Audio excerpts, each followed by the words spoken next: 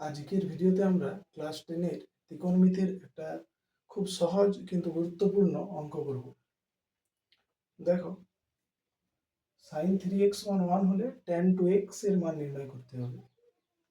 তাহলে দেওয়া আছে sin 3x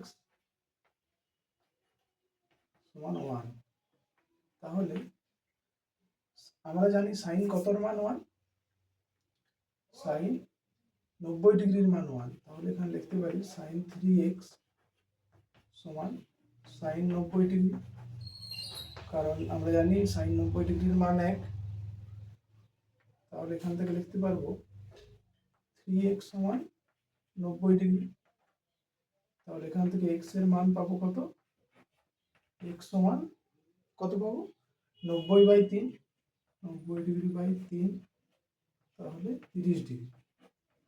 তাহলে x এর মান পেলাম 30 ডিগ্রি।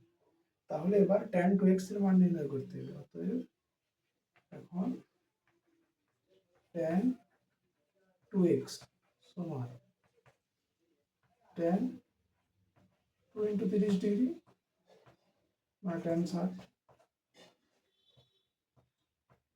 ডিগ্রি।